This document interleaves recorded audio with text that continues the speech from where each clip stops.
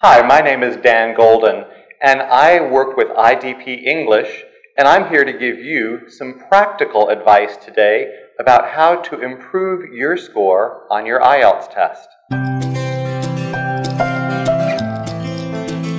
I'm going to give you 4 things to keep in mind when you take the IELTS listening test. First of all, be prepared for a variety of accents. Yes, even if you're taking UKVI, you're going to hear British and Americans speaking English, as well as Asians, South Americans, Australians, Indians, people from many different countries. So get used to listening to different accents so you can understand what they're saying. One problem that a lot of people have in the IELTS test is that when information changes, they reach for their eraser. When you erase, you stop listening. So never erase in the IELTS test. If information changes, just draw a line through it and keep writing. Write the right answer next to it. No one's going to see your test booklet. It doesn't matter if your test booklet looks pretty. You're not going to get any extra points for that. What you get points for are right answers. Finally, when you're writing your answers, be aware of final consonants. I know that some languages don't use final consonants that English does use. For instance, the final consonant S, or often pronounced S in speaking, because without them, the answer is going to be incorrect. Now, let's talk about the reading part of the IELTS test. One of the things that you can do best for reading is to improve your vocabulary, because you need a lot of words that mean the same thing. The IELTS questions in the reading test aren't going to use the same words that are in the text. You need to know synonyms, you need to know parallel expressions, you need to know words and phrases with the same meaning. You're going to come across a lot of words in the readings that'll be unfamiliar to you. Don't worry about them. Skip over them. In fact, you don't even want to read the entire reading. You want to skim, scan, and occasionally read for detail. You want to skim for general meaning. You want to skim for the main idea. You want to scan for a detail, a name of a person or an institution or a publication or a date. Sometimes you do need to read a section of a reading for detail to figure out exactly what the writer is saying. But you don't want to read the entire reading.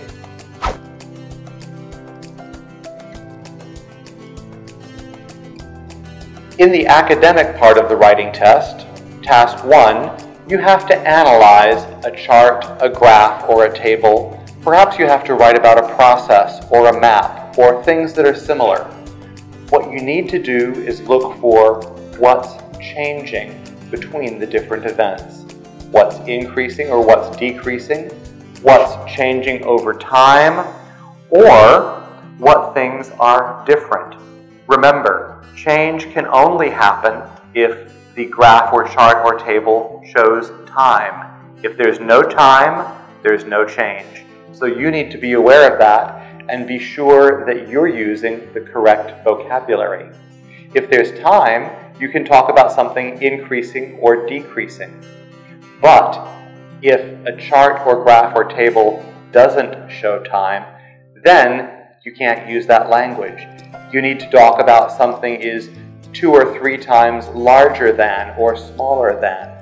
You need to talk about how numbers compare to one another, because there's nothing to say about time. In a process essay, you want to use 2 different things. You want to be sure and use passive voice to talk about what's happening, and you want to be sure and use words that sequence events.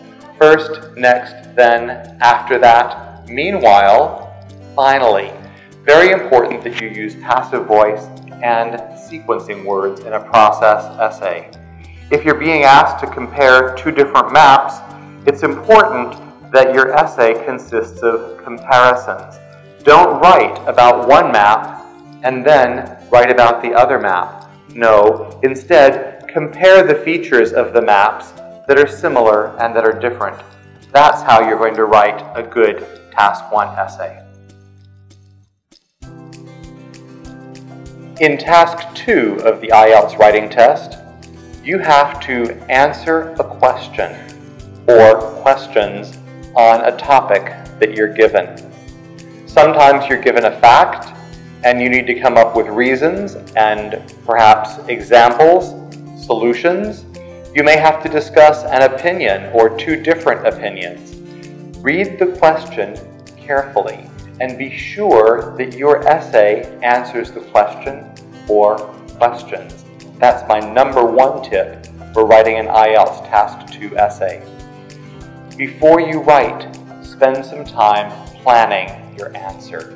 Look at the question and think about what you have to do. Use the space in your test booklet underneath the question to come up with perhaps advantages and disadvantages, or reasons and solutions, causes and effects, whatever you're being asked to do. At this point, you're brainstorming ideas. Take about 5 minutes to brainstorm. You've got that much time. And write down every idea that comes into your head.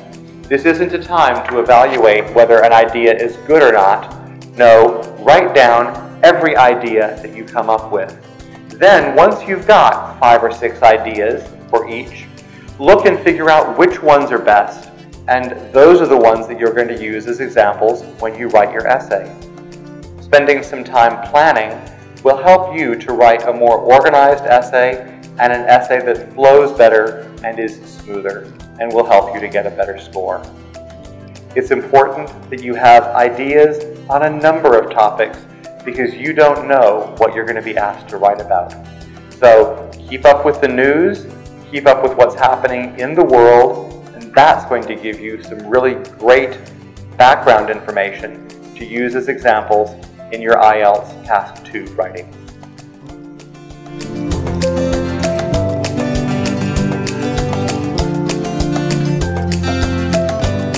Em thấy hệ thống phòng thi ở IDP rất là hiện đại và các anh chị nhân viên cũng rất là thân thiện. Bởi vì vậy cho nên là em đã hoàn thành kỳ thi IELTS một cách xuất sắc với một tâm lý vô cùng thoải mái.